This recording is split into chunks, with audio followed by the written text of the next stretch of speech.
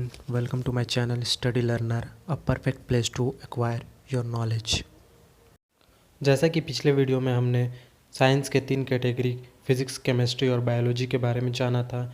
आज के इस वीडियो में हम क्लास 10th के केमिस्ट्री के पहले चैप्टर के बारे में डिस्कस करेंगे और इसके बारे में जानेंगे, जो कि है केमिकल रिएक्शन एंड इक्वेशन, यानी कि रासायनिक अभिक्रिया और समीकरण। तो इसमें सबसे पहला कॉन्सेप्ट आता है केमिकल रिएक्शन। केमिकल रिएक्शन क्या होता है?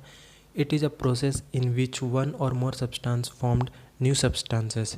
यह एक ऐसा प्रोसेस होता है जिसमें एक या एक से अधिक सब्सटेंस मिलकर एक नया सब्सटेंस बनाता है, और ये जो नया सब्सटेंस बनेगा उनके गुणधर्म बिल्कुल अलग होंगे जिनसे मिलकर ये बना है। And it can't be reversed bye physically method, और इनको रिवर्स्ड नहीं किया जा सकता फिजिकली मेथड द्वारा। रिवर्स का मतलब क्या होगा? हम चाहे कि हमारा नया सब्सटेंस जो बना है उसको वापस से उन्हीं सब्सटेंस में कन्वर्ट करना जिनसे ये मिलकर बना है, तो यह फिज़िकली मेथड से नहीं होगा। फिज़िकली मेथड आपको पता है, फिज़िकली मेथड आप क्लास 9th में पढ़ चुके हैं, जैसे कि मैग्नेटिज्म, फिल्ट्रेशन, सेंट्रीफ्यूगेशन, डिस्टिलेशन और इवापोरेशन। तो इन सभी फिज़िकली मेथड से केमिकल रिएक्शन को रिवर्स नहीं किया जा सकता। नेक्स्ट है हमारा chemical reaction involves. Chemical reaction जब इन्वॉल्व होगा तो उसमें क्या क्या चीज़ें शामिल होगी, जैसे कि change in state, change in colour, change in temperature, evolution of gas. Change in state, change in state का मतलब केमिकल रिएक्शन होने के पहले के सब्सटेंस और केमिकल रिएक्शन होने के बाद के सब्सटेंस में चेंजेस आ सकती है, जैसे कि सॉलिड से लिक्विड, लिक्विड से गैस, या गैस से फिर सॉलिड, फिर लिक्विड, या किसी भी कोई भी स्टेट में चेंज हो सकती है।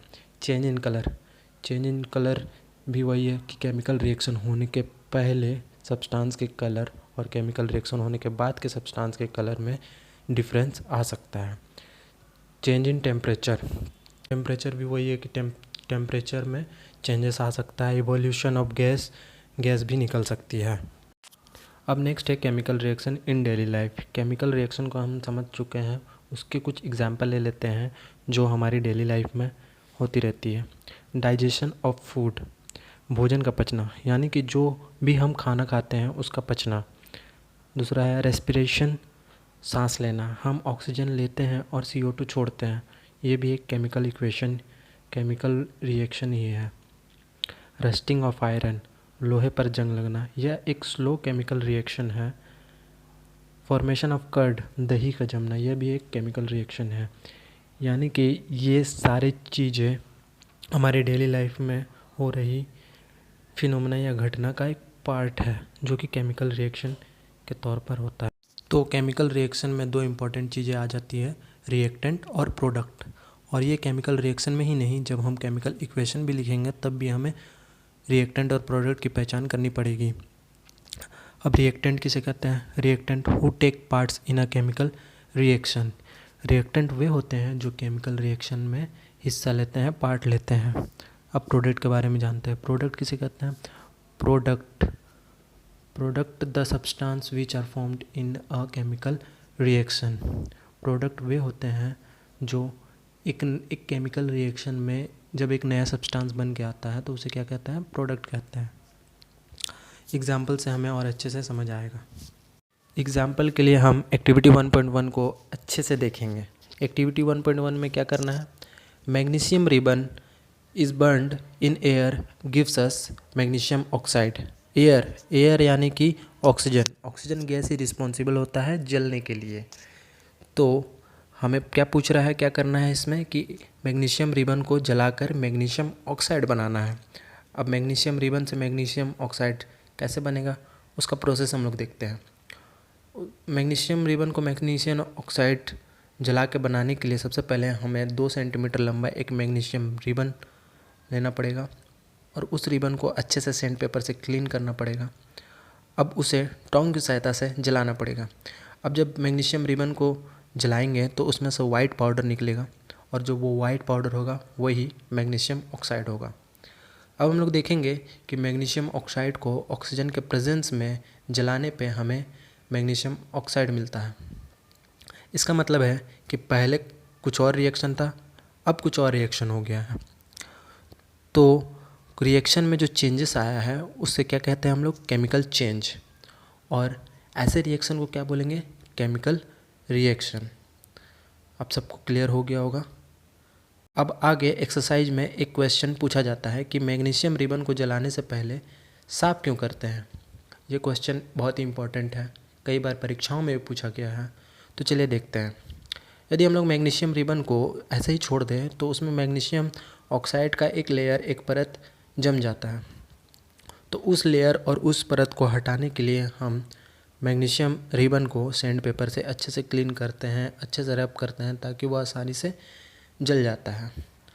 तो सबको पता चल गया कि मैग्नीशियम रिबन को जलाने से पहले अच्छे से साफ, अच्छे से क्लीन क्यों कर लेते हैं, ताकि उसके ऊपर का जो परत रहता है उसको हटा सके और रिबन जो है अच्छे से जल सके।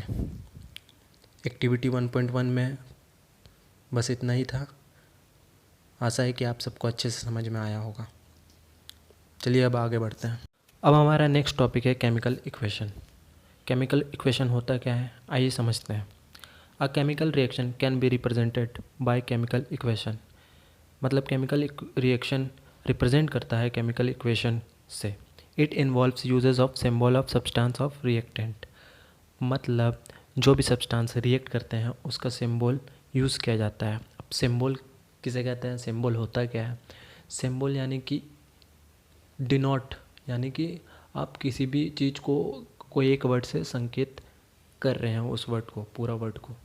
जैसे कि सॉलिड, सॉलिड क्या होता है, ठोस होता है। तो सॉलिड का सिंबल स्मॉल एस से हम लोग डिनोट कर सकते हैं सॉलिड को। उसी प्रकार गैस, गैस जो होता है उसको हम लोग स्मॉल जी से डिनोट करते हैं, लिक्विड को हम लोग स्मॉल एल से डिनोट करते हैं, और एक्वस को हम लोग ए क्यू से डिनोट करते हैं। अब एक्वस सॉल्यूशन क्या होता है, it is a solution in which solvent in water. ऐसा सॉल्यूशन जो पानी में घुलनशील हो उसे क्या कहेंगे, एक्वस सॉल्यूशन। अब केमिकल इक्वेशन को अच्छे से समझने के लिए एक छोटा सा एग्जांपल ले लेते हैं, जो कि एक्टिविटी 1.1 से है। मैग्नीशियम प्लस ऑक्सीजन रिएक्ट करके मैग्नीशियम ऑक्साइड बनाता है। अब मैग्नीशियम जो है वो सॉलिड के फॉर्म में है, तो मैग्नीशियम को हम लोग स्मॉल एस से डिनोट करते हैं, और ऑक्सीजन जो है वो गैस के फॉर्म में है, तो ऑक्सीजन को हम लोग स्मॉल जी से डिनोट करते हैं। और जो हमें इन दोनों को जो हम लोग रिएक्ट करके जो हम लोग को प्रोडक्ट मिल रहा है वो मैग्नीशियम ऑक्साइड है, और वो सॉलिड के फॉर्म में है, तो उसे हम लोग स्मॉल एस से डिनोट करते हैं। ध्यान रखने वाली बात यह है कि कोई भी चीज़ को किसी चीज़ से हम लोग अगर डिनोट करते हैं तो उसे हमें जस्ट उसके बगल में ब्रैकेट के फॉर्म में लिखते हैं, मतलब ब्रैकेट के अंदर लिखते हैं। जैसे मैग्नीशियम को हम लोगों ने लिखा Mg ब्रैकेट के अंदर स्मॉल एस। Mg जो है सॉलिड के फॉर्म में है, इसलिए Mg को S से डिनोट किया। उसी प्रकार O2 को हम लोग, जो कि ऑक्सीजन है, ऑक्सीजन को हम लोग, ऑक्सीजन जो कि गैस है, उसे हम लोग G से डिनोट कर रहे हैं, इसलिए उसके जस्ट बगल में ब्रैकेट के अंदर G लिख दिया। और उसी प्रकार प्रोडक्ट में अगर देखेंगे तो MgO है, जो कि मैग्नीशियम ऑक्साइड है, वो सॉलिड के फॉर्म में है, तो उसे हम लोग स्मॉल एस से डिनोट करते हैं ब्रैकेट के अंदर। जो इक्वेशन है वो बैलेंस्ड नहीं है। आइए चलिए जानते हैं किसी भी केमिकल इक्वेशन को कैसे बैलेंस्ड किया जाता है। अब हमारा अगला टॉपिक है how to balance a chemical equation. Chemical equation को बैलेंस कैसे किया जाता है। केमिकल इक्वेशन को बैलेंस करने के लिए हम लोग एक इक्वेशन को ले लेते हैं, एक इक्वेशन को देखते हैं। Fe प्लस H2O रिएक्शन करता है आपस में और Fe3O4 प्लस H2 बनाता है। यानी कि एरो के लेफ्ट हैंड साइड वाला पार्ट रिएक्टेंट होता है और एरो के राइट हैंड साइड वाला पार्ट प्रोडक्ट होता है।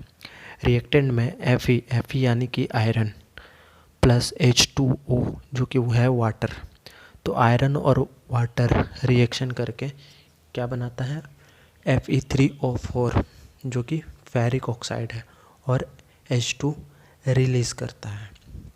अब इस इक्वेशन को बैलेंस करने के लिए हम लोग हीट एंड ट्रायल मेथड का यूज़ करेंगे। हीट एंड ट्रायल मेथड का यूज़ करेंगे।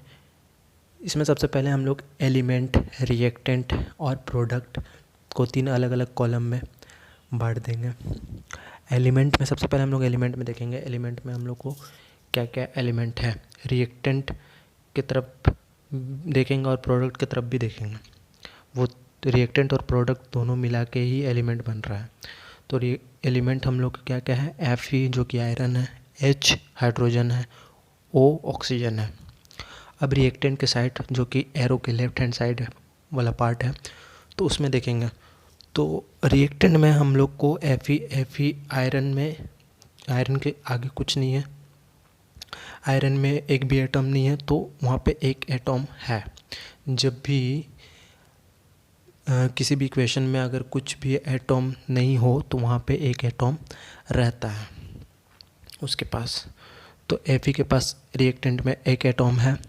अब रिएक्टेंट में ही हाइड्रोजन का देखेंगे, हाइड्रोजन के पास H2 है और ऑक्सीजन के पास कुछ नहीं है, यानी कि एक एटम रिएक्टेंट में है। अब प्रोडक्ट में आ जाएंगे जो कि एरो के राइट हैंड साइड वाला पार्ट है, तो उस पर Fe में देखते हैं, प्रोडक्ट वाले कॉलम में जाएंगे। अब Fe में प्रोडक्ट वाले कॉलम में जाके हम लोग Fe में जो 3 एटम है तो उसमें Fe वाले लाइन में 3 लिख देंगे। हाइड्रोजन प्रोडक्ट में देखिए 2 है तो वहाँ पे 2 लिख देंगे, और ऑक्सीजन जो है वो 4 है तो वहाँ पे 4 लिख देंगे। अब कभी भी केमिकल इक्वेशन को बैलेंस करने पे हम लोग जितने भी इक्वेशन हैं, जितने भी एलिमेंट है, उसको हम लोग ब्रैकेट के अंदर रख देते हैं, क्योंकि ब्रैकेट के अंदर जो एलिमेंट को हम लोग कभी भी छेड़छाड़ नहीं कर सकते। और बैलेंस करने के लिए, इक्वेशन को बैलेंस करने के लिए हमेशा हमें एटम्स को हमेशा हमें मल्टीप्लाई करने की ज़रूरत पड़ती ही है। तो इसीलिए वो एलिमेंट को छेड़छाड़ नहीं करने के लिए हम लोग उसे ब्रैकेट के अंदर रख देते हैं।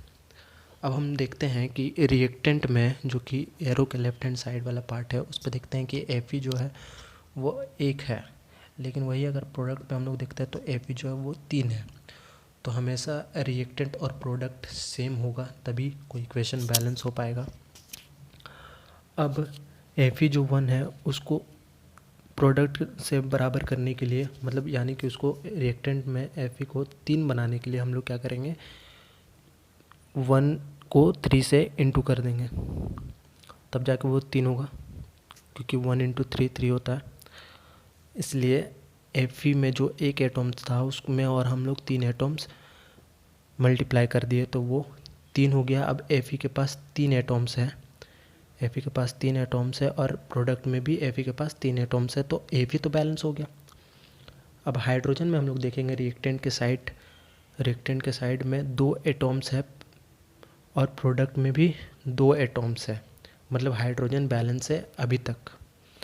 फिर हम लोग ऑक्सीजन पे जाएंगे तो ऑक्सीजन पे तो 1 एटम्स है, लेकिन प्रोडक्ट के साइड हम लोग देखेंगे तो ऑक्सीजन में 4 एटम है, तो ये तो बैलेंस नहीं हो पा रहा है। तो हम लोग क्या करेंगे कि ऑक्सीजन के एक को 4 से मल्टीप्लाई कर देंगे, तो वो क्या हो जाएगा, 4 एटम हो जाएगा। 1 इंटू 4 4। अब रिएक्टेंट में भी 4 एटम्स और प्रोडक्ट में भी 4 एटम्स। ऑक्सीजन 1 इंटू 4 4 हो गया, ऑक्सीजन का एटम 4 हो गया। अब ऑक्सीजन भी बैलेंस हो गया, लेकिन ध्यान देने वाली बात यह है कि जब ऑक्सीजन बैलेंस हुआ तो रिएक्टेंट में हाइड्रोजन की संख्या बढ़ गई, वो हाइड्रोजन की संख्या 8 हो गई, जबकि प्रोडक्ट में हाइड्रोजन की संख्या 2 ही है। तो अब हाइड्रोजन को बैलेंस करने के लिए हम लोग ने प्रोडक्ट में 4 से इंटू कर दिया, तो 4 इंटू 2 हो गया 8। अब ये पूरा इक्वेशन बैलेंस हो। अब ये वाला इक्वेशन बैलेंस तो हो गया, लेकिन ये इक्वेशन अभी भी केमिकल इक्वेशन प्रॉपर नहीं बन पाया है, क्योंकि केमिकल इक्वेशन तभी केमिकल इक्वेशन माना जाएगा जब उस इक्वेशन में फिज़िकल स्टेट और सिंबल्स की रचना होगी। तो फिज़िकल स्टेट के बारे में मैंने आपको पिछले पेज में अच्छे से समझा दिया था। तो इस वाले इक्वेशन में क्या है, 3Fe। Fe मतलब आयरन। आयरन क्या होता है, आयरन किस फॉर्म में होता है, सॉलिड के फॉर्म में, और सॉलिड को किससे डिनोट करते हैं, स्मॉल s से। और मैंने अभी आपको बताया कि सिंबल को अगर डिनोट करना है तो उसे हम लोग एलिमेंट के जस्ट बगल में ब्रैकेट के अंदर लिखते हैं। तो 3Fe प्लस H2O। H2O क्या होता है, वाटर के फॉर्म में होता है, वाटर के फॉर्म में होता है। और वाटर क्या होता है, लिक्विड होता है। तो लिक्विड को हम लोग किससे डिनोट करते हैं, L से। तो 3Fe ब्रैकेट के अंदर S प्लस 4H2 ब्रैकेट के अंदर L, रिएक्शन का साइन फिर क्या बन के आ रहा है प्रोडक्ट में Fe3O4। Fe3O4 क्या होता है? Ferric oxide.